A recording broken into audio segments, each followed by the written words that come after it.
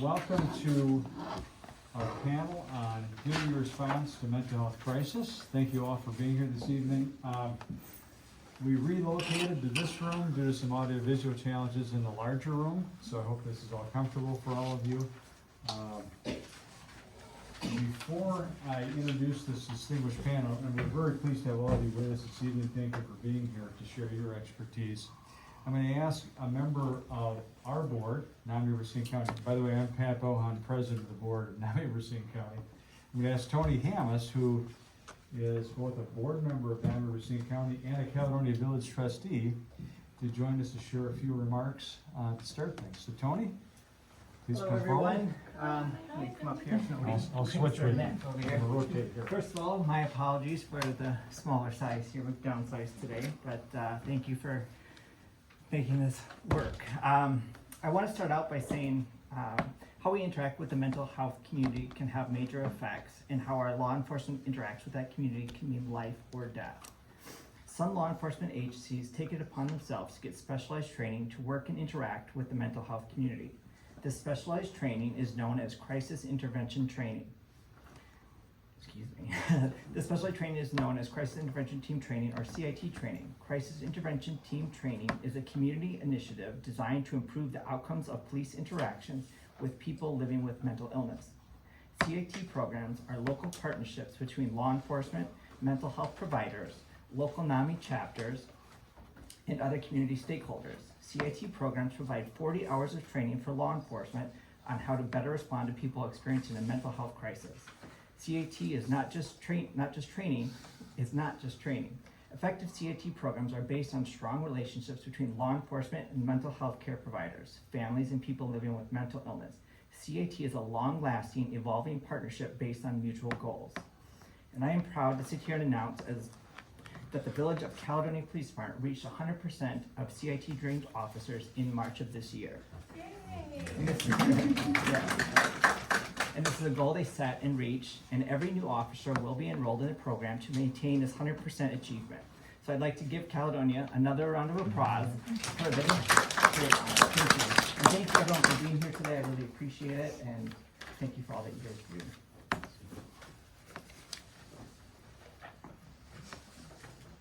Thank you, sir. Thank you, Tony. Before we introduce the panel, I did want to talk to you for a moment about 988. How many of you here know what 988 is? So 988 is the 988 lifeline, and it is a 3-digit number that is devoted specifically to individuals who are experiencing a mental health crisis or challenge. Thoughts of suicide, mental health crisis, substance use crisis, or severe emotional distress.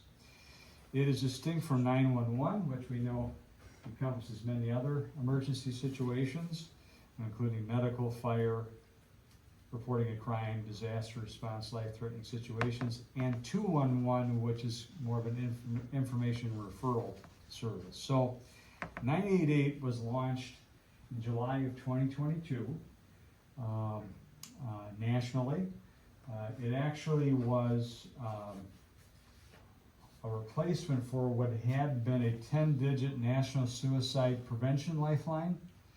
Very difficult number to remember. 988, of course, much easier to remember, and renamed the 988 Suicide and Crisis Lifeline. So just to give you some information about what's happened in our state since 988 was launched a little over a year ago. In the first year, Wisconsinites made a total of 72,000 calls to the lifeline, averaging approximately 6,000 a month. And there were an additional almost 20,000 text messages or online chats. So one of the unique features of 988 is not only call, but text. In addition, there is a chat feature at 988lifeline.org. Based on the Wisconsin data, in the first year, over 98% of the contacts are resolved through the conversation between the individual impacted and the mental health professional they reach. Tremendous service. And this obviously helps those individuals tremendously. Also reduces pressures on the state system of emergency services for mental health and substance use concerns. The most recent data available, if I can find it here, is for the month of August, just to give you a sense of the trends. So in August of this year, so now we're 13 months into the launch, 6,097 calls, 848 chats, and 1,353 texts. So the usage continues to increase. So we offer that just to overlay the availability of 988 with these other essential crisis response services and approaches, because they all must be an integrated response to meet the needs of the individuals impacted. So we do have some cards here, if you would like to take some of those with you to share with people you know. And we also have information on 2 other training programs that are hosted and organized by NAMI Racine County, CIT, which you've already heard some about, you'll be hearing more about that, as well as CIP, which is an intensive training program for non-law enforcement personnel who respond to crisis mental health situations. NAMI Racine County offers these trainings twice a year throughout the county. So, now to our distinguished panel. We are fortunate to have with us different perspectives on responding to mental health crises in the community. We have 2 representatives from Racine County Human Services Department, Behavioral Services Division, Behavioral Health Services Division, almost there. So we have Yelena and Natalie, and I'll let you each introduce yourself a little more before you start your presentation. They'll present first, providing an overview of the services available in Racine County to respond to a mental health crisis. Then we have with us 2 distinguished law enforcement officers from Caledonia, the entity that was just referenced by Tony, Lieutenant Gary Larson, and Officer Martin Schenk. Correct. Yep. Correct? Okay. So and they'll be kind of sharing with us the law enforcement perspective on responding to a mental health crisis, the importance of CIT training, how law enforcement interacts with other mental health resources in appropriate situations. Then we also have with us 2 representatives from the Racine County Corporate Counsel's office, John Circutich and Nicole Shiro, who will be sharing some perspectives on when Wisconsin law intersects with people experiencing a mental health crisis or challenge. And I should add that Yelena also is a community volunteer on one of our NAMI committees, and John and Nicole both serve on the NAMI Racine County Board of Directors. So we'll start with Yelena and Natalie, but as you enter each of your presentations, if you provide a little more about your own background, just for the benefit of all of us, that'd be great. So I'll turn it over to Yelena and Natalie. So, my name is Yelena Jones, this is Natalie Miner, both licensed clinical social workers that work for Racine County Behavioral Health Services. I recently moved from the operations role to the administrator role, and Natalie has been in the QA department for a while now. So we wanted to start off by just kind of going through the different programs that are offered under behavioral health services. Then we'll get into more detail throughout the presentation of what every service can offer and the goals within every unit that we're discussing. So behavioral health services has a wide array of different services offered. Many of us are aware of behavioral health when we start discussing crisis services, and that's some of the stuff that we'll be focusing on this evening. But there are other services that are covered under that umbrella, so we just kind of want to highlight some of those to make more people aware of what's out there. So the comprehensive community services is available. We have our community support program that's for a severe persistent mental health program, and then we have our outpatient services under mental health and substance use disorder. So a wide array of services there. Within the last year, we've also added walk-in services at the assessment center, which is located right outside of our clinic. And basically, anybody that is dealing with a mental health crisis during normal business hours can walk in and ask for those crisis counseling services immediately. So we'll get into more detail with that. And then under that crisis umbrella, we also have our 24-hour crisis hostel, which is our SAIL program. It is a crisis stabilization center, so we'll get into some of that detail. Most of the community is aware of when they contact our local crisis number, and we will highlight the number later in the presentation. Typically, we have a worker going out to assess that individual in the community to identify, what their crisis entails and how we can assist them with navigating through their current status of what they're dealing with. So, if you go to the next slide, Carlos, thank you. Okay. All the people who've come. So like Yolanda says, and then if you guys heard that, we're gonna talk a little bit about, in general, some of the programs that are offered by the county in terms of for people who are having mental health problems. It's not mine, right?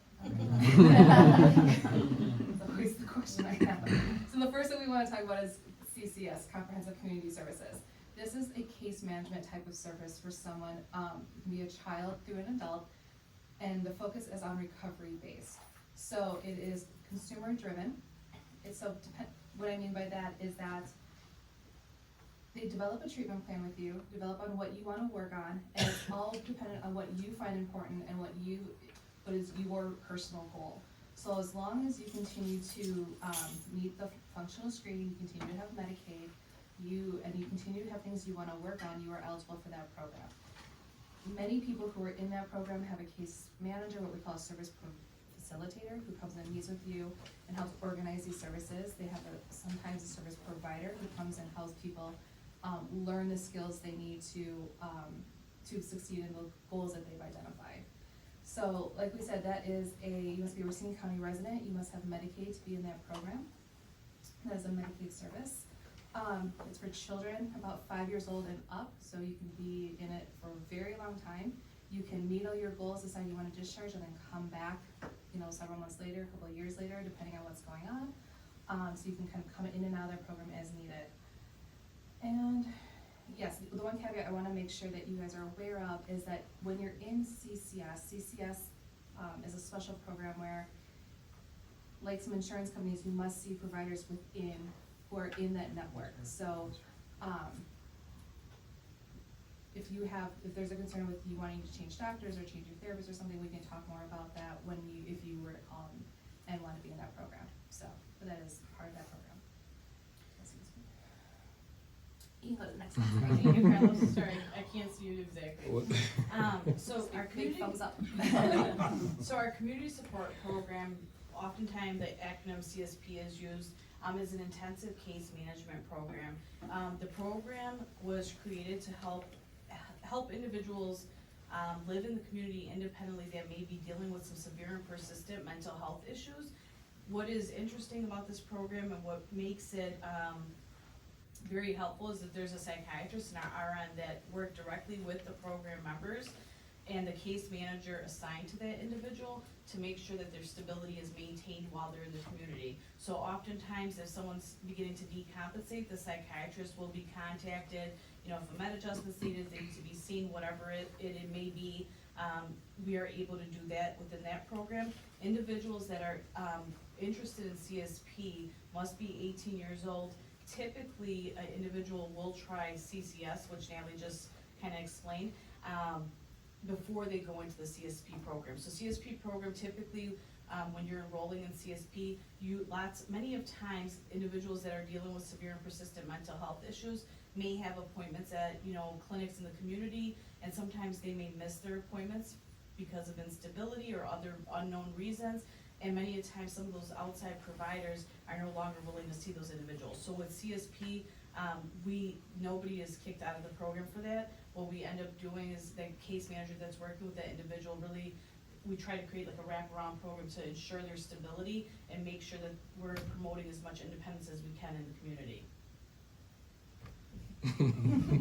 Okay, so we want to talk quickly about outpatient services. So Racine County does have an outpatient clinic who serve mental health and those having substance abuse disorder problems. Substance abuse disorder, I should mention that they have some same day, next day availability for people who are struggling with those issues. There is a prioritization for people who are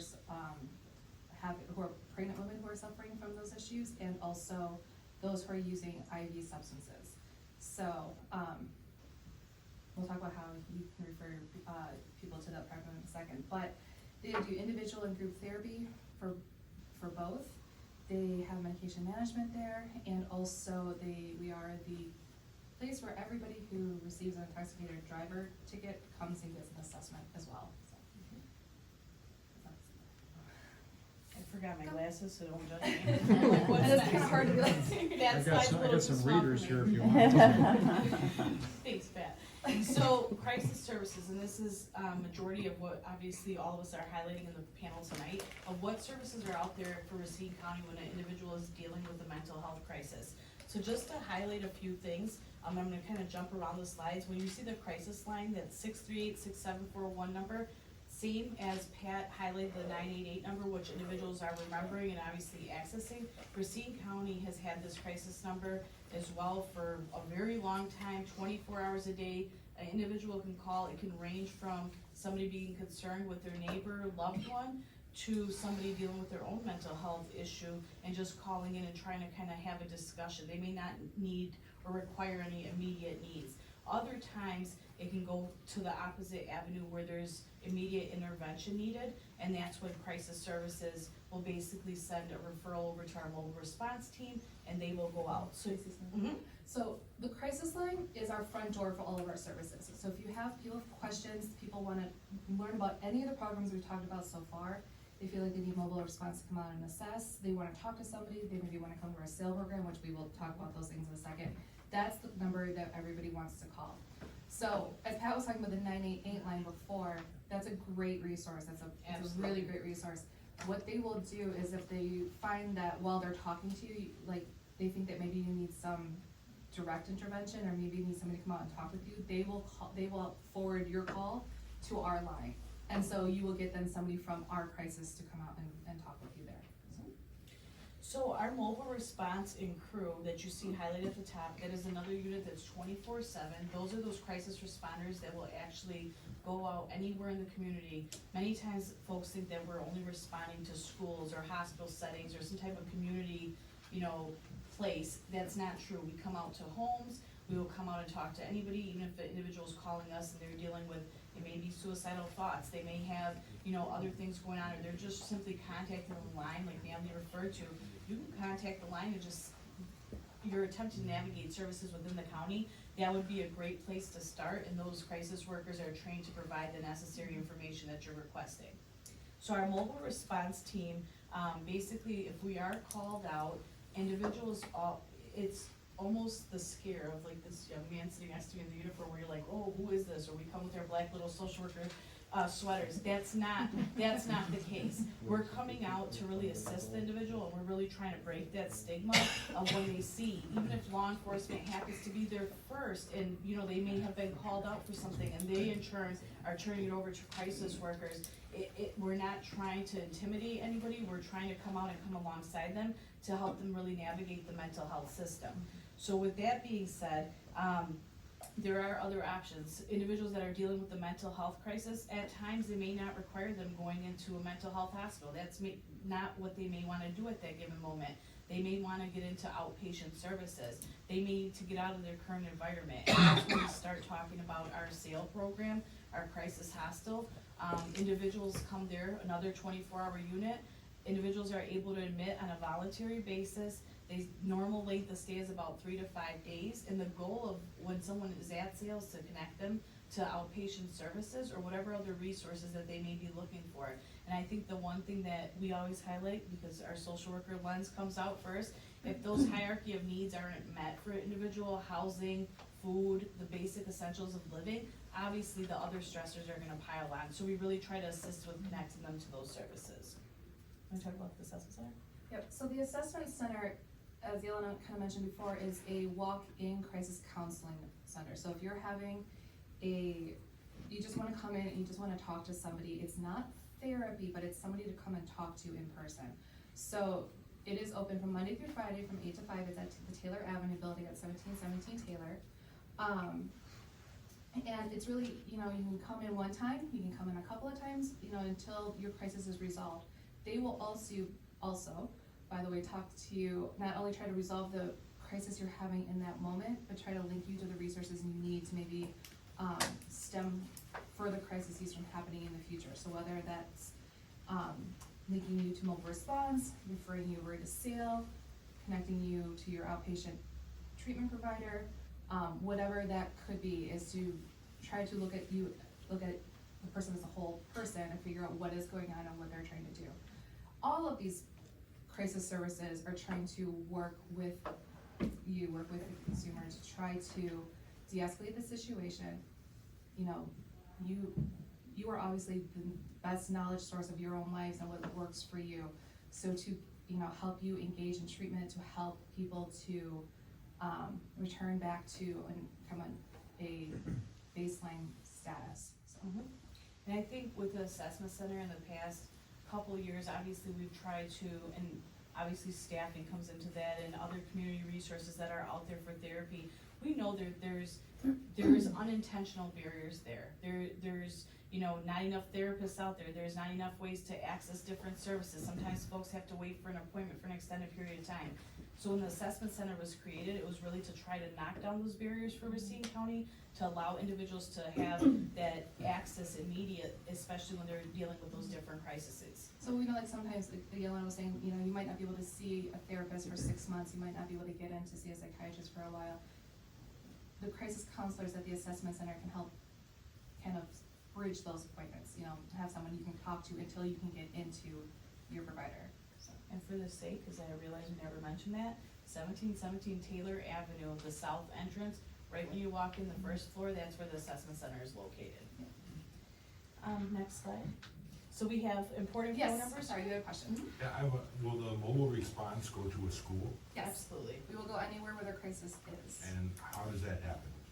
So generally speaking, school social worker, teacher, somebody at the school will call our crisis line and ask for mobile to come out and see that child. Okay. So that's, and then we go there and talk to them. Okay, very thank you. So important phone numbers, obviously we always put non-emergency on there if there's an imminent danger or immediate response required. Crisis line, and when I say immediate response, our crisis workers do try to make it out as quickly as possible. So hopefully our response time is not long at all. That is our crisis line number, just like Natalie said earlier. That's the phone number that you can utilize for whatever resource you're looking for. Obviously, as Pat mentioned, the 988 number, sometimes that is easier to remember. Whatever door you come in, you will be navigated through. I think our main goal is obviously with providing this different information is to ensure that people are aware of the services that are out there in Racine County. Otherwise, it does us no good if people are not knowing what's out there. So our other thing is Adult Protective Services reports. We do include that number, and then obviously our CPS line. So anybody elderly that's vulnerable for APS lines, and then any children that with any concern, obviously individuals can Just contact gonna there. do a plug for the ADRC. Does everybody know what the ADRC is? It's the Aging and Disability Resource Center. Yes, I do. It is out across the street from Ives Grove, across the street from the sheriff's station out there. They are a resource center for elderly people and disabled folks. So they will walk a family or walk somebody through like how to get services, how to apply for Medicaid, how to be screened for long-term, what we call MCOs, help get long-term services put in place for somebody who has, let's say, Alzheimer's or has a Maybe a physical disability and they're trying to access services. TBI or something to that effect. So, you know, it's a really great service, and I feel like not enough people always know about it. I mean, it's like I have referred my mom to it when she needed help getting her Medicaid Part D sorted. I referred family out there when, like, my dad needed to go into nursing home and adult family home care. So, like, it's a really great thing that I think not enough people know about. You can call them, you can go out there, you can stop in and just visit with somebody. Either way, there's access. And if you're my kind of person, just remember the crisis number, call there. They will navigate you, okay? So just to reinforce, the point of entry to mental health services in Racine County is the crisis line. Yes. If possible, the local crisis line. And can you, I didn't quite hear you, on the APS reports? Yep, it's Adult Protective Services. Thank you, okay. So if you have a concern about somebody in your family, your neighbor, whoever who's they investigate referrals for self-neglect, so maybe they're unable to care for themselves. You think a caregiver might be abusing them, or they're being financially taken advantage of. Those are generally the types of referrals that come in. But really, it's for anybody that you have a concern about who is elderly or maybe an adult, a disabled adult, so.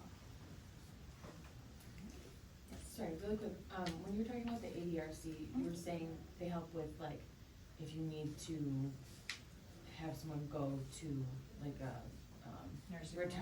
retirement, they do that there too? They will, what they do is, they will screen you for long-term services. So the state has programs to help you pay for those, because they're quite expensive. Yeah. So they will help screen you for those programs, and then if you qualify, help you choose which program you wanna go to. And then from there, that entity will start taking over and help you find placement and, pay for those, so. Do you know if it's difficult to qualify for services like that? So, I think the biggest thing is just contacting them. Sometimes there's Sure. Medicaid guidelines. Right. That stuff gets, and that's why there's gray area. Yeah. There's ways to get around certain income and spend downs and that sort of thing. So that's a whole nother language. No, that's good to yeah, and know. and they'll Yeah. help walk you through that and kind of help you figure out what you need to do in order to qualify, or kind of the steps needed, Yeah, because it's so individualized to every Right. person. yeah, thank you so much. Are there any other Yeah, that's the questions? gym a little bit. One question back here. Earlier you mentioned clinic, is that the assessment center? So the assessment center is right there with the clinic. Oh, okay. But technically, our assessment center is part of crisis, so it's, the location is the same. And typically, if the individual enters through the assessment center and engages in those crisis and counseling, and there's identification that, further intervention is needed, immediate stuff, we do try to navigate them through the clinic if need be. So, we also make referrals to other mental health counselors, psychiatrists in the community, because our clinic obviously can't take everybody in the county. But, we kind of assess what's going on and making the appropriate referral there. I actually have two more questions. Yeah, if I can. So Western Racine County, Yes. is that a separate branch over there? So, or we like serve, a little- we serve them Oh, too. Everybody can come to Taylor Avenue right now, and obvious staffing needs, it doesn't matter wherever we work, we know that we've all experienced them through the COVID times and the current. We are truly trying to work out, some time in West Racine with having, for the assessment center and someone being out there. That is still in the works though, so we haven't been able to secure that, but obviously anybody's welcome to come to the Taylor Avenue location. Okay, so And- you do get calls. Yes, our mobile responders and our crew workers, they serve people in the Western Racine area, so if they have an assessment, sometimes, so when we were talking about response times, sometimes it takes us 45 minutes to get out there, but we come out there. But we're coming. Yes. And that, like, when you said mobile response, I have this image in my head, like, Ghostbusters or something. Is it That would just, be amazing. so it's not an That's an ambulance extra, or but- anything, it's just Normal car? car, Yeah. oh, okay. We don't have a uniform, some of us might have a black sweater. Yes. Elena's obsessed with flights. So we all wore one today, so Kaylee works with us too, so we kinda looked at each other as soon as we got here. Oh, our crisis uniform. But no, they come out in personal cars, in unmarked, just plain cars, county cars, but they don't say anything on them, they don't like. So if you We do have- we do That have a have little something like badge, this, yeah. say they work for the county. Yeah. Okay, so if nobody knows, oh my gosh, she's having a breakdown No. in my house or something, cause No. it's not. like- Well, and the one, Unless these It might guys look like a come. salesperson knocking on the door, to be honest with you. and the one thing that I wanted to add too, at times when people contact these different phone numbers for someone experiencing, for the purpose that we're here tonight, mental health crisis, adult protective services, child protective services referrals, you can do that anonymously. If me and Natalie live next door to each other and she had a concern for my mental health and I may be presenting in a bizarre way or some of these key words that you hear, we're gonna go out there and we're gonna see what's going on. And we try to come alongside that individual. It's not an approach where we're saying, hey, Kaylee, you need to come with us, you need to go to the hospital. That's not the approach that we're taking. We're coming alongside of them to see what their needs are at that current time, to ensure their safety and help them navigate the system. I have one more question. No, ask as many questions as you can. So Pat, you mentioned option 211, that's also, but it's more informational and, you know, resources. Is, if I would call 211, is there a soft, is that the word for it, where they're like, here, let's hook you up Yes. with Racine County Mhm. crisis line? Yeah, this is So I one of don't the have to rules. hang up and dial again? Yeah. No, that's a good question. Okay, It, that's good to know. I should say, they have done that before with us, Okay. is that they'll call and say, hey, we have somebody on the line who wants to talk to you, and they will transfer that call to us. Oh, good. So, it has, yes, it has happened before. I can't guarantee that every single time that, you know, but yes. Well, good. and just to highlight a little bit more and add on to that, question, there's times that we've received referrals from different states, from like a nationwide, even before 988, saying, hey, we have this concern for this individual, and they have the individual on the line, and they're transferring information to ensure their safety here. Cause It works. there's the veterans hotline as well, Okay. which I can't remember off the top of my head. I wanna, I'll look up what it's. 9 line? But, Nine line, say it nine again. line. Yes. 9 line? So they have also, because they're a federal hotline, will Mhm. also do the same thing and connect you to us if need be, so. Other questions? Thank you both very much, very informative, much appreciated. We'll now transition to law enforcement, and I know I had a major gap in my introductions because Andrew Fox is here as well. guy here. Just pulls down the shades, the Shades glasses there. on. You're I special do more than deputy. just run the shades. He does a lot more. He's been very involved with our CIT for many years. He's with the Racine County Sheriff's Department respective in Caledonia. So gentlemen, please. I realized I probably should have sat a little closer to you Yeah, guys. well, Switch seats. they told us to keep That was this the separate. You can- I Told us Right. to keep these separate. Gentlemen, please. Unless you want to. I'm Lieutenant Gary Larson with Caledonia Police Department. I've been there for 27 years. Before that, I was a deputy with Milwaukee County, and I was part of the special management team in the jail, working with inmates that had mental health problems. We had weekly meetings with human services staff that were working there to better handle the inmate population there that had mental health problems.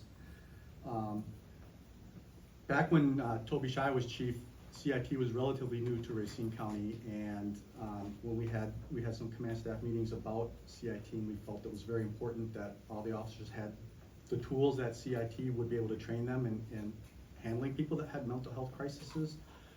You get a little bit of that in the academy, but not a whole lot. So this gave them more exposure to the different types of mental health problems that they might encounter and the best ways to approach people. I know you see us on TV screaming, yelling at people. If somebody's in a mental health crisis, might not be the best way to go and approach them. Our number one, obviously, concern is everybody's safety when we go to calls like this. We're not called there because things are going well. So people are having usually pretty serious crises when we respond.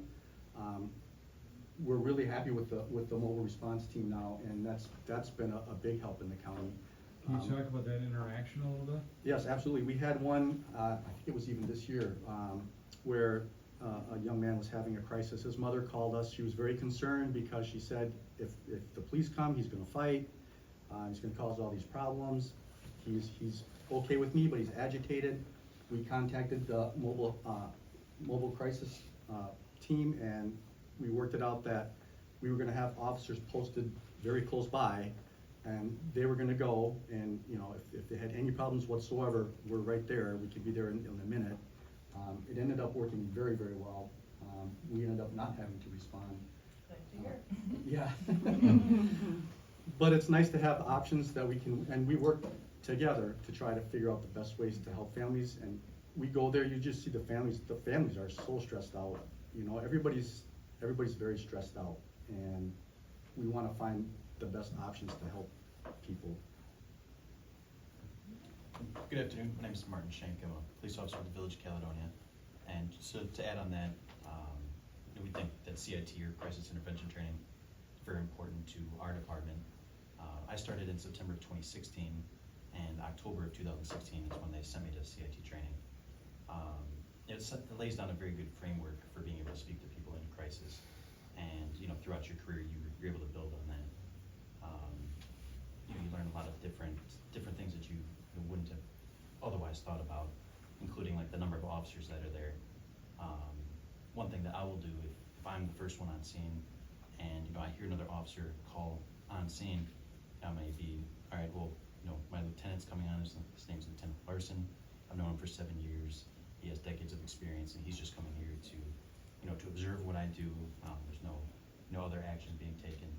And to add on the mobile response, they have been a huge help for, responding out to houses. A lot of people are, of course, are more comfortable in their own home, and that, affords them the opportunity to have those conversations while sitting in their own living room. So, yeah, having all of our officers CIT trained, I think is very important for all of those reasons and many more. A lot of the calls that we get and how we get involved maybe before mobile response is, people may call, on their own regard. They may call and say they need help. Or a lot of times it's close third party, family members or, even neighbors. And so we'll be the first one there, and, going to CIT, lets us know what the resources that are available and how to navigate those with the individual in crisis. Cool, I'll go. I'll try to be brief, as Natalie can attest, I have a problem keeping it short, so. I've never heard that before. They give me 3 hours at CIT and I almost always go over that, so. I'm Deputy Andrew Fox, I've been with the Sheriff's Office coming up on 12 years now. I've spent 10 of those working with NAMI and CIT in different capacities kind of across the board. And, my thing for the last 5 years now probably has been instructing at the CIT classes the de-escalation segments of those classes, which is the part of the 40 hours that's the most focused on communicating with people going through a mental health crisis, right? Which is part of the reason that it takes me so long, because there's a lot to be said about that topic, right? More than I'm probably ever gonna be able to squeeze into 3 hours. So I do that, and then I also do run the scenario-based training that we do on the Friday. So part of the CIT program, and part of what I think makes it so effective, is that it's not just officers sitting in a room for 40 hours having someone talk to them, right? The entire last day of that training, we have actors come in, like very good actors. Recently it's been my family who's, I have a law enforcement family, and so it's people who know the subject matter and who've also taught it or done different things, and we put the people in the class through scenario-based stuff, right? So on the last day, we're making them put to work the stuff that we've just talked to them for a week about, right? And I think we continuously get requests like, can we do more of that in that training? And it's tough because you only have, the 40 hours or whatever, but the CIT stuff has been great, and the partnership with NAMI and with you guys through now the mobile response stuff, people in the community know what CIT is. Right, I don't know how many times I've gone to a call and been like, hey, it's okay, I'm a CIT guy, this deputy so-and-so, he's CIT, and you can see the weight just come off of people's shoulders because people understand what that training is and what it means, right? And for us at the county, we're not at 100% yet, we're close, we have a lot of turnovers, we have a lot of young guys, and you can only get so many dudes into a class, twice a year or whatever, but we're coming up on that. That's one of our goals as well, that you kind of constantly chase. And for us at the Sheriff's Office, it's particularly important because we deal with a lot of people who aren't east of the interstate, right? And like you guys kind of touched on, response times can get longer for the crisis guys when you're way out there, right? And so for us, we can't just, okay, we get a call that someone's going through a mental health crisis, we can't just stand outside the house, right? And let that unfold inside the house. So a lot of times it's deputies making contact well before they're on scene, just because we have to go make sure that the person is safe, right? And so us being able to go in the community, having the knowledge of what CIT is, and having our guys trained in CIT really allows us to bridge that gap until the crisis workers can get on scene. And it's been a really great partnership, especially since that mobile crisis has come along. Being able to meet people where they are, as opposed to being like, hey, you're going through this really stressful thing, and now we're gonna take you out of your comfort zone, right? And force you into the back of a squad car, which is typically where you put the bad guys, right? And we're gonna take you to a hospital, and we're gonna force you to sit in a room until someone gets you.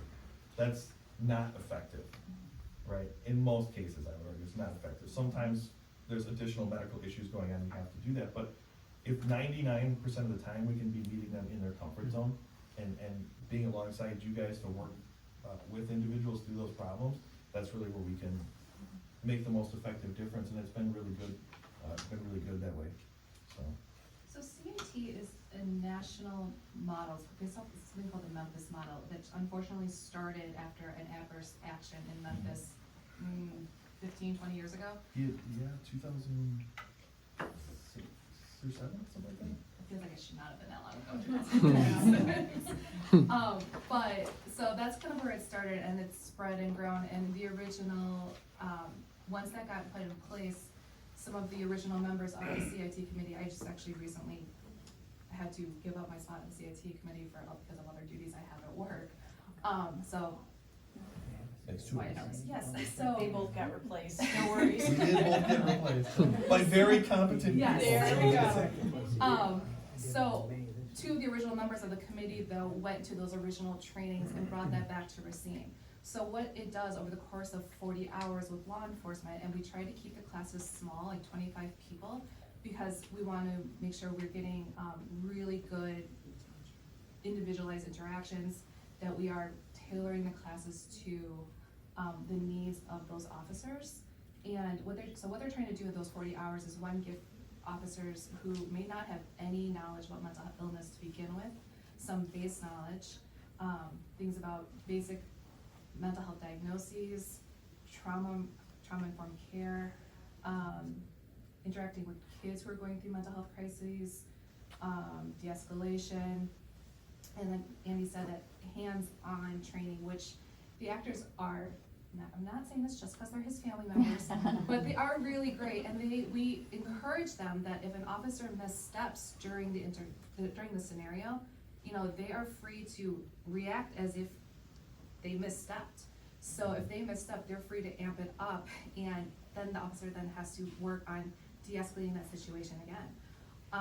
It takes, that in and of itself takes all day to do. So they do several rounds over and over on practicing what they've been taught.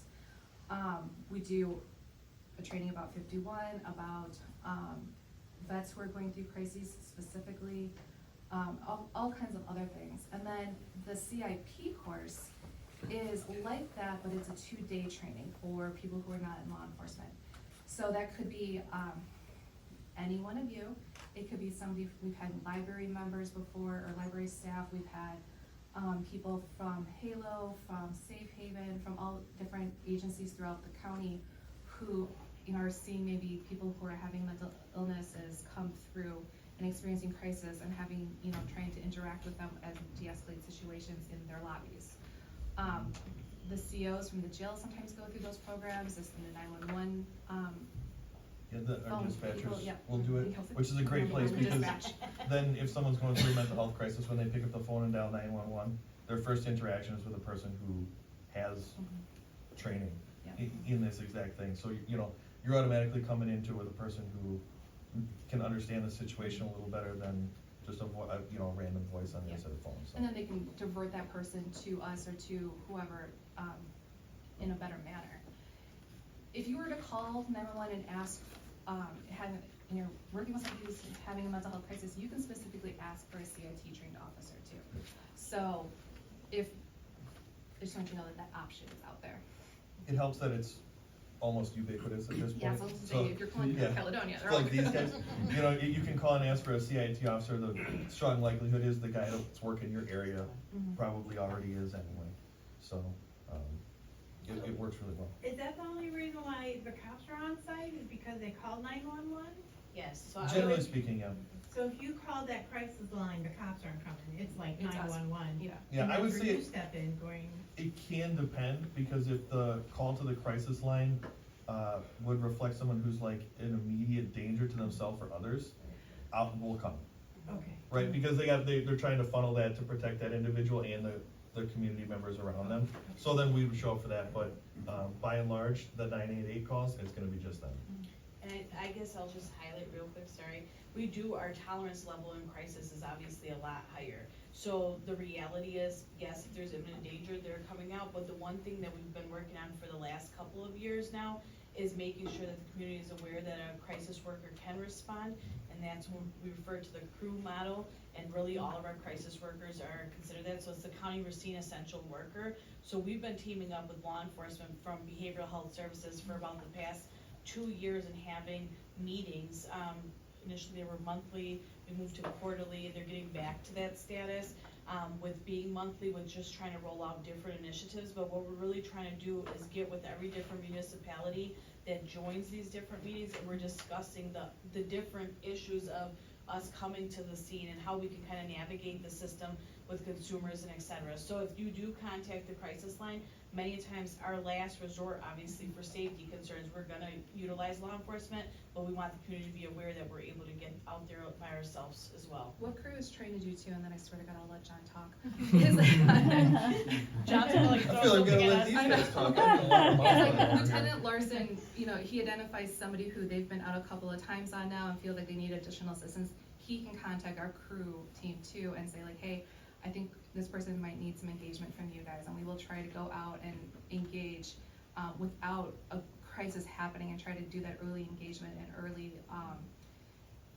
trying to get you into services quicker and intervene earlier. So you did have a question. Yeah, actually two. As far as, first off, Caledonia, kudos for the 100%, and Racine County for being close and working towards it.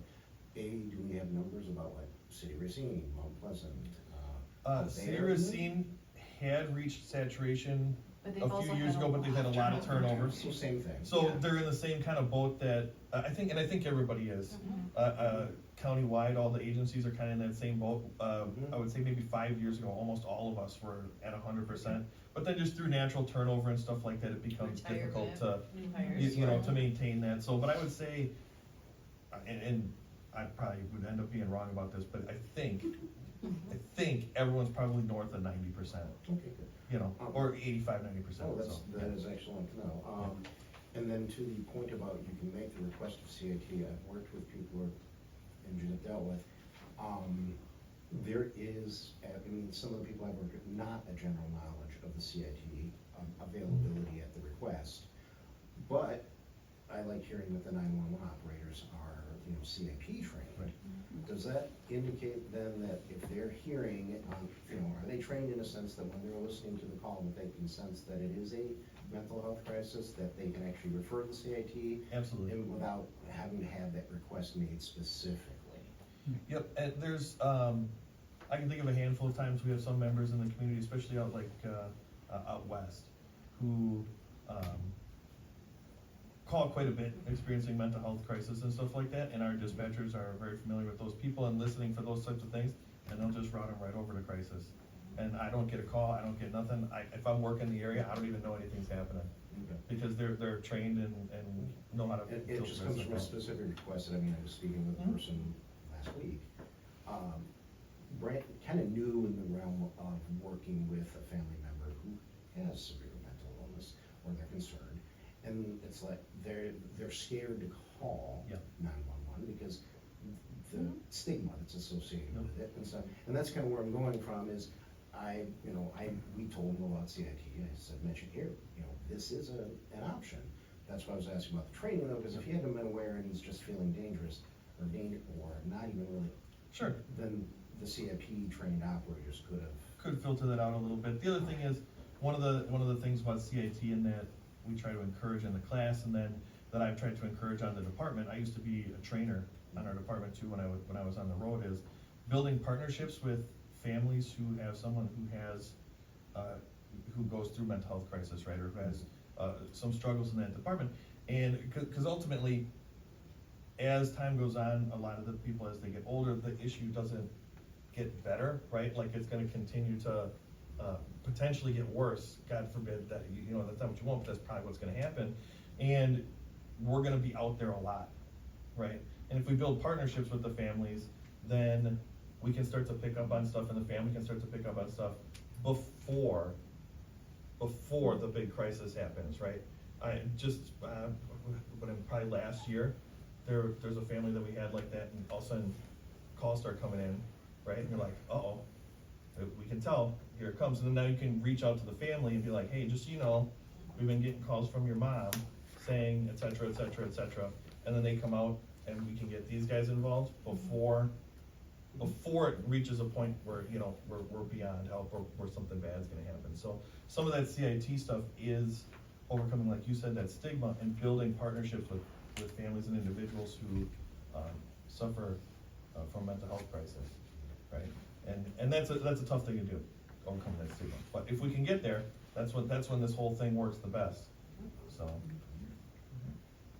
Any questions? Right, now we shift to Wisconsin law and mental health crisis response. John Nicole, could you do a little more detailed introduction? Yeah. Sure, I'm John Surkic. Anybody I'm wants copies of the PowerPoint, needs them up the here.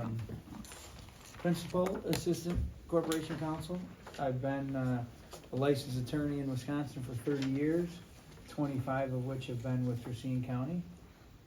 So I generally like it here. About 20-some plus of those years, I've been instrumentally involved in 51, this mental health process. I don't do it quite as much now, but I did for probably 23 of these 25 years. So what I would start with is to just, although Andy's in the wrong seat, I would say that start on that end of this table. In other words, we would want anybody who is experiencing mental health issues to start on that end of the table. Call those numbers, get those services so that it doesn't develop into a significant crisis. And then if it does come into that crisis situation, then we can start to move down this table, and maybe you're gonna need some law enforcement there. But we would, again, want you to, especially while we have these trained individuals from human services and all law enforcement, the hope is even in that crisis situation, we can resolve that, divert the problem, address the problem without getting to this end of the table. Because at this end of the table, it becomes involuntary. That's what Chapter 51 is. Chapter 51 is called the involuntary commitment process. So again, I can't stress enough, except for Andy being in the wrong seat, start on that end of the table. So what happens when you just show up with it, right? And you still left that shade one crack open. Just enough. Yeah, but anyway, but again, I like I said, I can't stress that enough, because when you get here, it's an involuntary process and it's not preferred, right? I mean, it's involuntary. So I guess, I mean, if we have the slides up, I mean, the first couple of slides you can just burn through, because I think that just tells you who I am and who our office is. But Nicole here with our office is kind of the point of contact between that human services table and then the law enforcement tables. So I don't know if you want to add I can anything add to in that. that before you get the legal. Yeah. So, my name is Nicole Shiro. Before I've been with Corporation Counsel, almost 2 years. 2 years. Before that, I was 6 years a law enforcement officer. I did 4 years as adult protective services investigator, and then about 6 months as child protective services investigator. So I have a little bit of background in all of this. It's all my wheelhouse, what I deal with. Except I work Monday through Friday 8 to 5. But so to interject before we get to the legal part, so starting at that end of the table again, I work closely with HSD in the fact that when their mobile response goes out and that does become involuntary, which John will go into, their mobile response sends me what they call their response plan, and it's an assessment that they did. I get that. I then work with law enforcement, their statement of emergency detentions, which again, John will explain, come to me. I'm the first point of contact with all law enforcement officers. I'd say I have a pretty good rapport with most of the departments. Most of the officers I've talked to are pretty good to work with. Once I get that statement of ED, as I call it, I then go back and work with my point of contact at HSD. Does Paula have a certain title? Is she? She's a crisis worker. Crisis worker. So I work with a certain worker, thank you, through HSD, and between her and I, We work together to work with all the facilities where that subject may have been detained to, whether it be like Winnebago, Granite Hills, the old St. Luke's. That's my role as an executive admin for Corp Counsel. I process basically all the Chapter 51 paperwork for all the attorneys, get them ready for court, and send out orders, which John again will get to. I also work with their ongoing case managers when it comes time for people who maybe are on commitments and need to be recommitted. I work closely with them. I did do the CIT training back when I was an officer. Very good training. I use it daily still. Depending on who I'm talking to, because sometimes we do get subjects that call our office before they call HSD. What else would you say?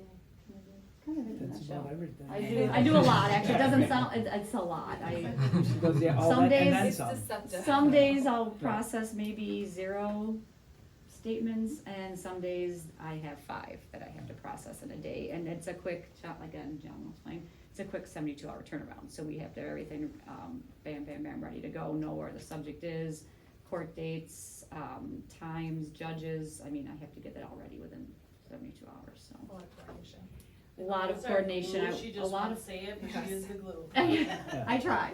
Well, Paula is my glue, let me tell you, but yeah, I'm, Yeah, and So, I would just say yes. that I think the county is pretty lucky to have people like you have at the table who do this for a living, but then come here in their evenings or serve on NAMI's board, like 2 of us and others who, volunteer for that. So, I mean, it's not only our work, but we obviously have a passion for it. And I mean, for example, I was on the RFC, Racine Friendship Clubhouse board, if you know that, for 10 years prior to my 5 or so many years here. So, I mean, I don't know that that happens in every county, so you should, at least be thankful that you have people who do this for work and are passionate about it. Real quick, just in case anyone doesn't know, briefly, what is the Corporation Counsel?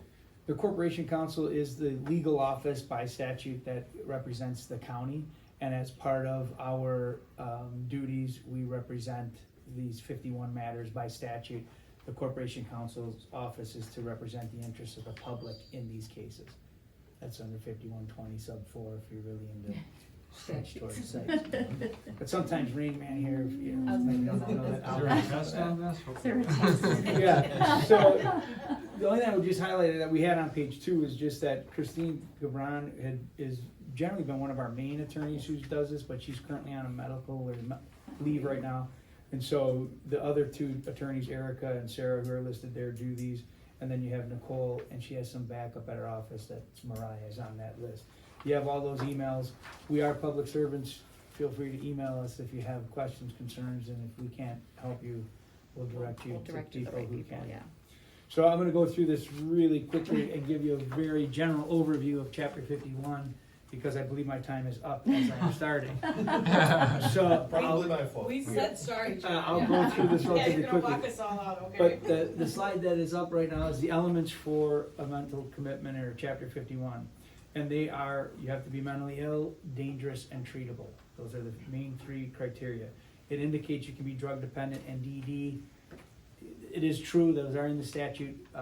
We generally don't see those as much as we do with mental health issues, and I think that's what we're here for, is the mental health aspect today.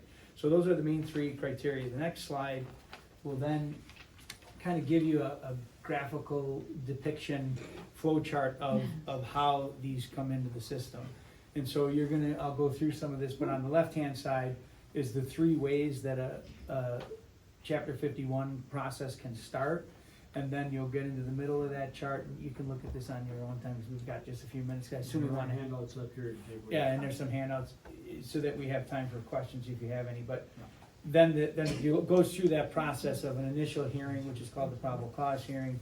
You keep flowing through that chart. You'll go to the final hearing, and then whether or not there'd be a commitment. So we'll go through some of these pieces, but just wanted to give you kind of that graphical or flow chart presentation. What I just noted, and then the next slide is the commencement of the action. So they can be started really those 3 ways.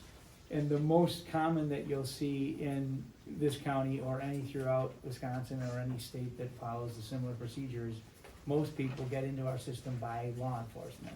So there is a crisis, and that's how we get notified and the person's brought into the system. The other 2 are less common, but they do occur. and they would be either what's called a three-party petition or a director's hold, which can be done by a doctor, which can only be done at, well, I'm dating myself, because it be St. It's only St. Luke's that we always get them from. Yeah, so it has to be a psychiatric, Ascension by the lake is what it's called. Yeah, Ascension by the lake. yeah, Ascension by the, so you'd have to be in a psychiatric facility, and that's the only time that treatment director has, you know, the care for that individual. The example would be if the person were to say, well, yeah, I came in, I've been having some thoughts of self-harm or harming my spouse or whatever it may be. So good, they came in, checked themselves in voluntarily, they stay for a day, and then they say, yeah, I'm still having these thoughts to go home and kill my wife, and I wanna be discharged. That's where that treatment director at that facility can say, well, maybe I don't want you to go home yet if you're still having those thoughts. So then that individual can start that involuntary process, just like law enforcement does at that crisis event. So in a sense, it's that doctor saying, hey, there's kind of a crisis here because this guy wants to go home and he's not ready to go home. And then the other one is the three-party petition, and that's where family, friends, neighbors, sometimes treatment people are involved, can contact Human Services for assistance, and we will review that particular scenario with Human Services and determine if the elements are met, and then we can bring that person into this involuntary process through that way. Again, if I were to put percentages, it's probably 90% of the time our cases are probably coming from law enforcement. The other 10%, a mix of, you know, three parties and director's holds. Probably director's holds a little bit more than three parties, but we'll get any one of those three. The three elements that have to be proven, no matter how you come in, whether it's law enforcement, you know, called to a scene that there's a problem, whether the doctor at the hospital is gonna institute this, or whether we, with family and friends, meeting with HSD, prepare a petition, we have to prove those same three things. You always have to be mentally ill, you always have to have some element of danger, and you have to be treatable. The statute requires those three elements. The next slide is, so the first one is, you know, that you have, again, that mental illness. I'm not gonna spend time on the drug dependent or DD, but the bottom line is that when you have to have some belief that there's a mental illness. When law enforcement comes to a scene, they don't have to know if you're bipolar, if you're schizoaffective, whatever your diagnosis is, but they have to at least have some reason to believe, based on that person's behaviors and actions, that they likely have some mental health issue going on. So again, don't have to be the doctors, you know, but they have to have that belief that there's some mental illness. Next slide is the second element, which is dangerousness. The danger is usually the most difficult piece for our office, because typically if you were at a hospital and a doctor did a director's hold, you probably have some history of mental health issues. Not hard for us to necessarily prove. You know, depending on, you know, the history that the behavioral health services may have with the person, or law enforcement, again, the mental illness is usually not the most difficult thing for us to prove. What it will be is potentially the danger. Now, this slide talks about the first two that are in the statute, and just to paraphrase it, it would be what would be considered suicidal behavior or homicidal behavior. Again, if we have those types of behaviors, again, not difficult for a lawyer to prove, right? I mean, it's clear the person either took 100 pills, cut their wrist, whatever those self-harming behaviors are, and we all know what homicidal is, right? I mean, so if somebody's striking out at people, threatening them with a knife, with a gun, whatever it may be, I mean, clearly those are easier elements for us to prove if they are in, you know, our facts. So I don't spend a lot of time on that slide because I think those are pretty obvious elements of danger. But the next slide talks about the two that are a little bit more nebulous or not as obvious, right, as to somebody who's suicidal or homicidal. So those two on the top there talk about, again, somebody who has a substantial probability of impairment or injury to their self or others due to impaired judgment, as evidenced by their recent acts or omissions. So it's a little bit more squishy, right? I mean, it's not clear suicidal, not clear homicidal, but it's somebody who's evidencing some, you know, impairment, has this impairment that is showing that they're are going to result in some level of harm. We've had cases, for example, where somebody may be, maybe not meeting their typical needs, maybe not eating enough, maybe not taking certain medications, so that if a doctor would say, yeah, I know that person, I've been working with that person, and it's pretty clear that he's evidencing this impaired judgment due to his mental health condition, and I know that if he continues down this path, it will result in this injury. So whether his kidneys will shut down or have some other health issues. And that's kind of what the fourth one is about as well, where it talks about due to your illness, is this person evidencing actual remissions that they're showing they're unable to meet those basic needs. Can't meet their needs for safety, shelter, nourishment, or medical care.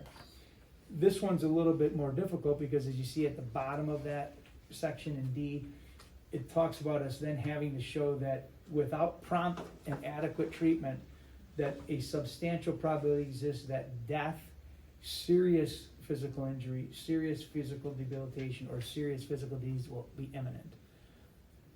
It's a much higher standard, right? I mean, you put on your lawyer hats and you tell me, is that easier to prove than the third one, or is the third one easier to prove?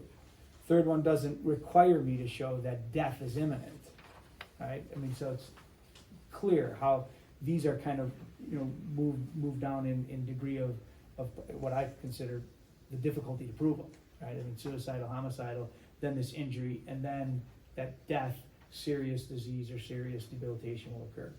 So those are really the main four that law enforcement will be able to see at the time of a call, right? I mean, it's clear this person's suicidal, it's clear they're homicidal, it's clear that maybe there's some resulting injuries, and we can move into C and D. That's where behavioral health service and crisis staff can help that law enforcement officer review that fact pattern and say, yeah, I mean, we don't have clear suicidal or homicidal, but maybe we have one of these others if this person's not willing to get help. Again, I can't stress enough, voluntary. So even at this crisis situation, if that person says, hey, I'll go to the hospital, I'll check myself in and get some help, we won't have to worry about these elements of proof.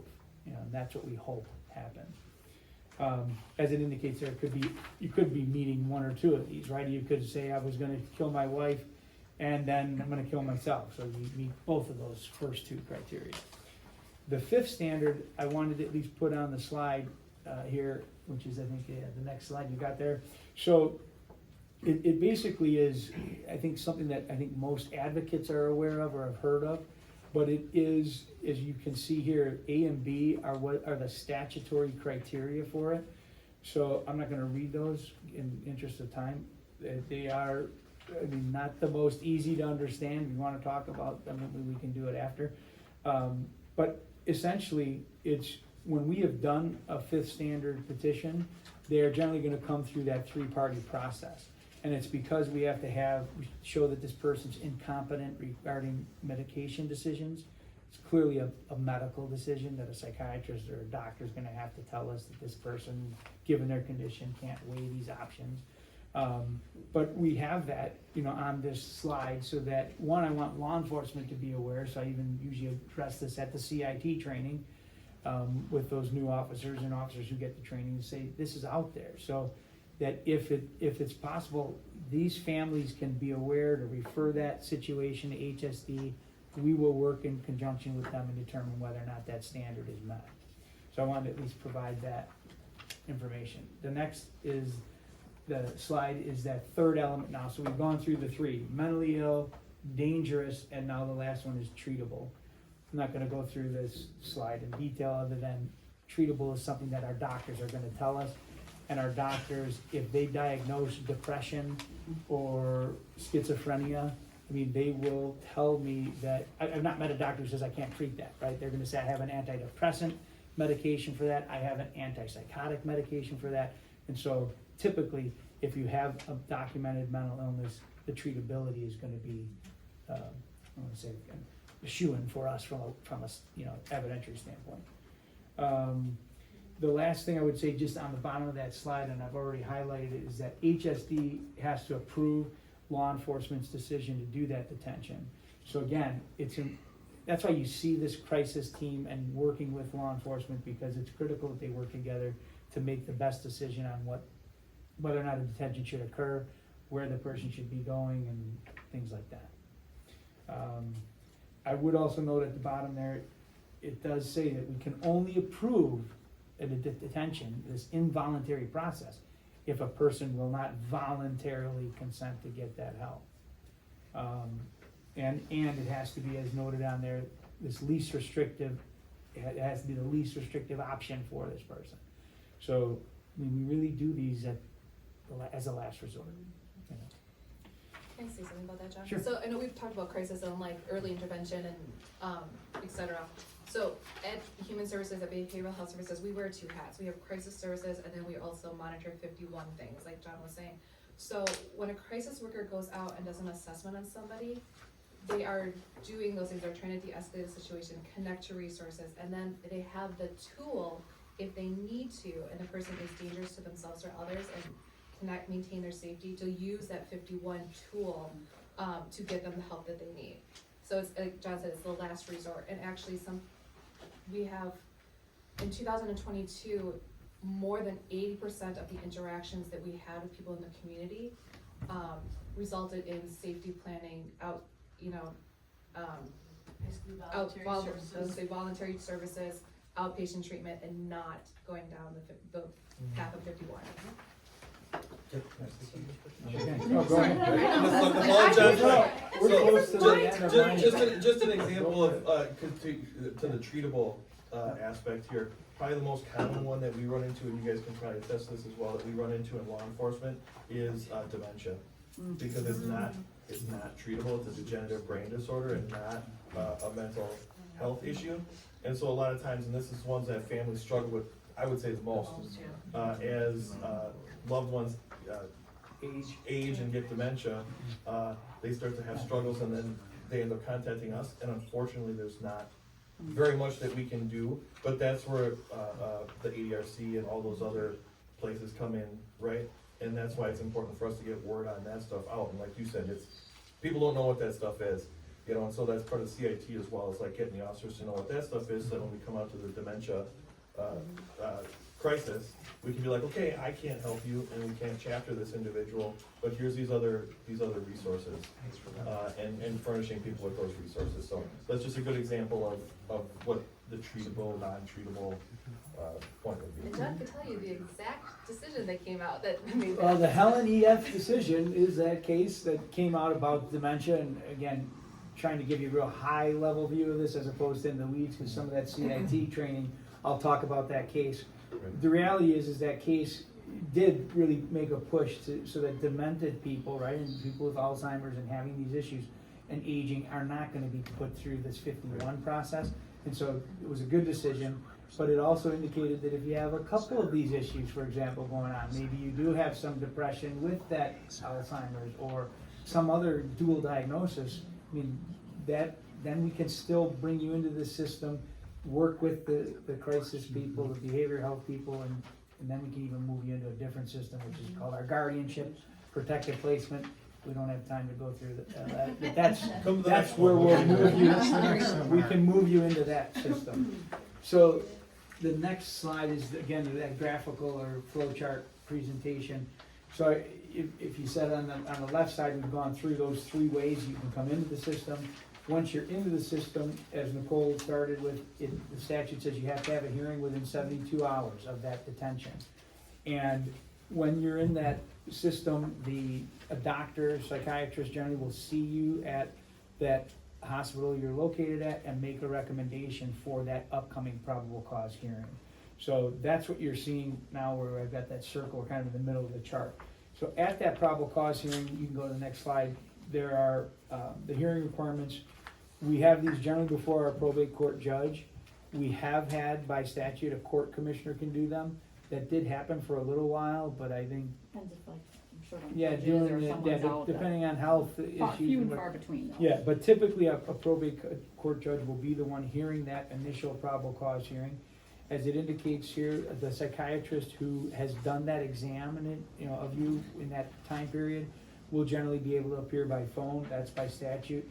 All of our hearings used to be in person, but ever since COVID, a lot of them are done now by Zoom or by phone. And then I think an interesting point that's at the bottom of that slide is that these hearings, when most people think of, it seems like a confidential issue is mental health. they are considered open unless an adult individual moves to close that hearing. I can just point that out because it always kind of surprised me.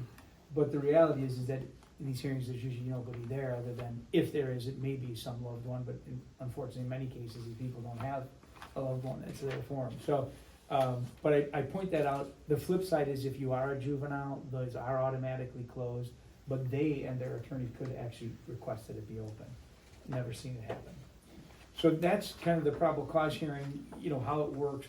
When that doctor sees you within that first 24 hours or so of your admission, he's gonna make recommendations to our staff, our team, and he's gonna say what's on that middle slide there, number 2. First would be if I can't prove one of those 3 elements, if I can't prove that you're mentally ill, dangerous, or treatable, the first option occurs, right? Case is dismissed, because I'm not Johnny Cochran, I'm not F. Lee Bailey. If I can't prove it, right, they can't prove it, if they don't have the facts, the case is dismissed. If it's a voluntary admissions or voluntary recommendation, I would say probably many times the doctors will talk to the individual who comes in. So we'll use my son. He's 21, going to be 21 years old next month, and he breaks up with his girlfriend, and he takes a couple too many Tylenol. So he goes in. He said, I'm not. He doesn't agree with these guys, and so he has to go through this involuntary system. They get him to the hospital. They gotta say he pumped his stomach, whatever it may have been, with these Tylenol. If he then meets with that doctor and says, yeah, this is the dumbest thing I ever did. I admit I did this. I shouldn't have done it. This girl, I just was having a hard time with this breakup. Hopefully the doctor says, hey, he's cognizant of this issue. He's willing to get help. He said he's gonna talk to his doctors. You would hope that he would say this can be a voluntary admission. Once that happens, we can dismiss the case just like the first situation. If now you take that same fact pattern and my son is now still saying to the doctor, wow, she didn't mean that much to me. I think people are blowing this out of proportion. I didn't take that many Tylenol. I don't know what they're talking about. But, if they think I gotta do this, so now maybe the doctor says, I don't see that this individual has that insight. And so he'll do what I call like a glorified voluntary, which is, I'm gonna offer my son that option to sign an agreement for up to 90 days that says, I will take my meds, I will see my doctor, I will not hurt myself, some very general standard conditions. And if the person does that, then that case will be dismissed after that 90-day period. So that's what I call kind of that glorified voluntary, because it's still really allowing the person to have control of this process and say, yeah, I'm gonna sign that agreement, I'll follow those conditions, and when I do, it'll go away. The next option is the bind over, and that is where now you have to change the fact pattern a little bit and say my son had his first psychotic break. So now he's 21 years old and he's talking about angels breathing on him, and he's just out of control. And he can't even talk, sense. You would hope that a doctor wouldn't say, well, why don't we just let him voluntarily stay here? Or why don't we give him this piece of paper and it says follow these 5 conditions? He doesn't have the ability to do that. And that's where you now have somebody who is going to be kept into that involuntary system and be bound over. The other 2 that are mentioned are kind of what we mentioned with Andy about this dementia process. So it could be a converted case. So if we bring you in and we determine that you really are suffering from dementia, or really it was just an alcohol issue, then we can convert the matter to one of those 2 processes. I didn't want to spend a lot of time because I thought we'd focus on mental health. The last thing at a probable cause hearing is that a medication order could be recommended by the doctor. So if that person is in the system and is not willing to take any meds, and the doctor can say, based on this person's condition, they don't have the ability to truly understand these medications that I'm talking to them about, or they don't have the ability, even if they can understand them, many people in our system may know medications better than you or I, because they've been on them for 30 years. So they may know the medications, but if they still say, I don't need it, I'm not sick, I don't want it, then that could still be an element where the doctor could say, we're gonna continue this on an involuntary basis, and we could get those medications put into their system involuntarily to hope to see that improvement. Then the next slide is the final hearing. And so now, it says only if you've been bound over. If we couldn't make it a voluntary on the front end, now you've got into the system and we couldn't make it a voluntary or a settlement agreement, and we're gonna continue on this path of a commitment. That's what happens at the final hearing. That statute says we have to give you that hearing within 14 days of your detention, so everything is relatively quickly here. At that point, you could ask for a jury. It's happened in my experience only a handful of times, and they're usually not successful for the individual. I mean, as you noted, there's still stigma even today, and in my 25 years of doing this, it was even worse. So most of the time, these people did not fare well with a jury. The statute requires that 2 additional doctors be appointed for that final hearing. So the first doctor, remember, he sees you initially when you come in and he'll give us that quick recommendation. But now if you're being bound over, the statute requires 2 additional doctors come in, meet with you, review your records, and provide more detailed reports to the court and to the parties to determine what should happen. 1 psychologist and 1 psychiatrist. Yeah. Yep. So, and then the person has to have access to those reports within 48 hours. The detentions usually are gonna continue at the hospital. There is language in the statute, though, that if you're improving enough that you could be released prior to the final hearing. Generally doesn't happen often, but it can. The statute allows for it if it's appropriate. Again, at these hearings, you're gonna get doctors to testify by phone. As it indicates here, we may need law enforcement, family, depending on who was involved in that detention, to prove this, because the level of proof goes from probable cause, which is just, is there a reason to believe the person's mentally ill, dangerous, treatable? Now, at a final hearing, that evidence standard goes up to clear and convincing. If they're clear and convincing evidence that they're mentally ill, dangerous, and treatable? Just a throw a curveball, I'm not sure for time. There's been times that between the probable cause hearing and the final hearing, that the subject has cleared, he's taken his meds, they're willing to talk to their attorney again, and we have initiated a settlement agreement within that time too as well, so it's less restrictive than the actual commitment, so that does happen. And the statute, that least restrictive concept is littered throughout the statute, so we always have to be doing what is less, what's the least restrictive, environment for this person. The disposition on the end of that page just talks about, the same options are available that you'd have in a probable cause. So it's possible that if we can't prove it, the case could be dismissed. It's possible, as she indicated, you could get a settlement agreement. But I would say in many cases, if we're moving through that final hearing, it's probably gonna end up, into a commitment. All right, so then the last page, the last slide then is just kind of then, if you are ultimately committed, that can last for 6 months. You'll be followed by the people on that end of the table again, behavioral health services, just like they do on an involuntary, or on a voluntary basis. They'll work with that person on those involuntary commitments as well. Some of the other things that are just noted here, court can prohibit firearms from that person. That's been in effect for probably at least 10 years. Really was, I think, a response to the Virginia Tech shooting. If you remember, it was quite a few years ago. Again, court could order those medications, a court order for medications again. I said the commitment can be 6 months. They can be recommitted, after that 6-month period for up to another year. And so that's all again determined by the treatment team, the doctors involved, human services who's involved in that situation. And then if it's appropriate, we'll continue to move forward and keep that person on the order.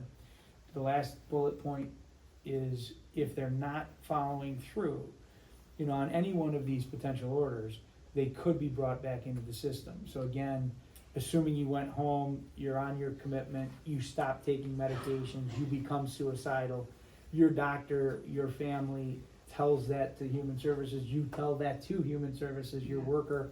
Those are gonna be elements that, due to the safety for yourself and the community, we're gonna pick you up on that order of habeas and get you back into the hospital.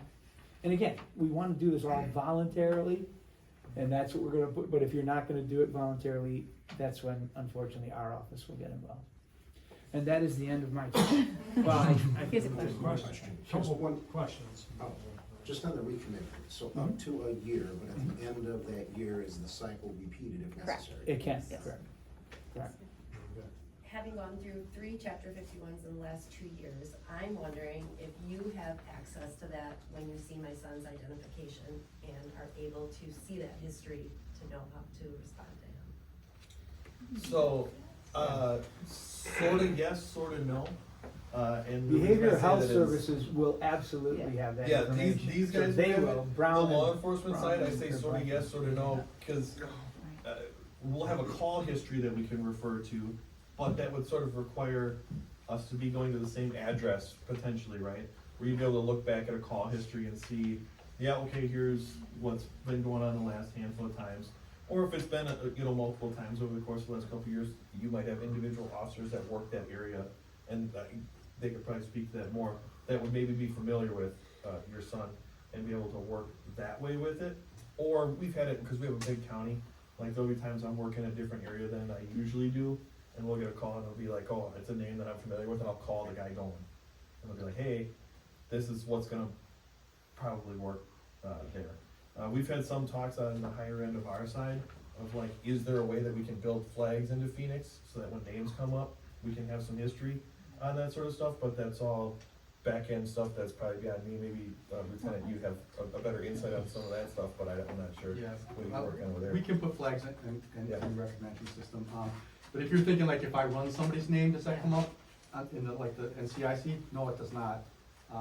The only thing is, I used to handle, evidence and property.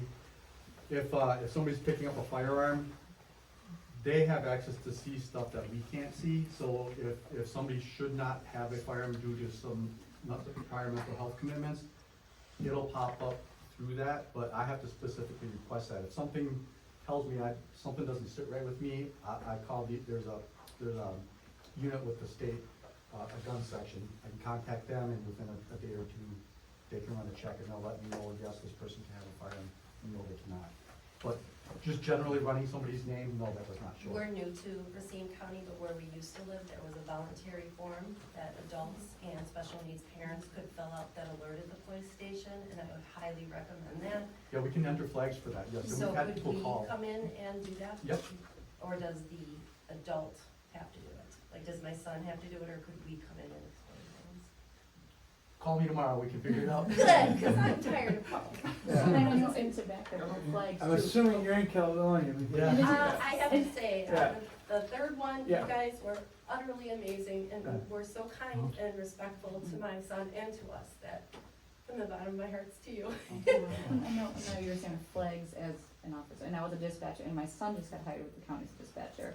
All dispatchers will see those flags too right away and can, and either send you guys a message or like give you a heads up. Sometimes there's communication breakdowns and the flags don't make Could- it out to us. that's but true. That could be. that's- That It could sort be. of happens that Yeah. way. They're trying. Yeah, And they they try to do everyone their does their best. Chapter 51 is about 75 pages, single space, two columns on each page.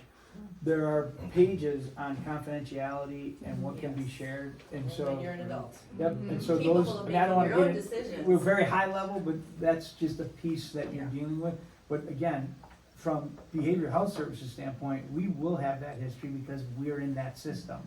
Unfortunately, we can't necessarily with parents of adult Especially children, if they don't send. we it can't signed. necessarily share it with Send it law RI, enforcement. that's correct. Yeah, but as you can see, we're at this table together, we work together, Mhm. and we'll do everything we can to have those flags and that historical information. Mhm. That's why the partnerships are important. Correct. Yep. Yes. And I think just one last thing that I wanted to add, with all the talk about, dispatch being aware of stuff, we do have, if someone's voluntarily engaged with us, or even under a commitment, we have a release of information form for the communication center, which is dispatch. And basically, all of our crisis workers, when someone's engaged with us, we do a crisis plan behind the scenes with that individual. We will give dispatch the short version of that to let the officer add some more detail on top of being CIT trained, what may, aggravate this individual even further, or how they can interact with them to try to de-escalate things that have worked in the past and so on. The release has to be signed, would have to be signed by your son. Right. In order for you to give, because it is health information at that point, so. All right, well, with all the panelists, we're gonna stay for a few more minutes if there's any specific Sure. questions. And it's not really a question, you can tell we're all talkers. First of We all, like what we do. can we thank our panelists for sharing this tremendous information? Just a couple of quick things. If you would all be so kind as to complete the NAMI Racine County questionnaire before you depart. We do collect information on who's attending our events. It could be important to some of our funders. And also, this particular presentation will be posted on our YouTube channel. So if you know anyone that could benefit from this information or some of this information, please direct them to NAMI Racine County YouTube channel. This will be posted sometime next week, correct, Carlos? And again, thank you all very much for being here. This is Mental Illness Awareness Week, so let's continue to work to educate our community and eliminate stigma. And again, thank you for being here this evening. And there are additional refreshments to take some to go, please.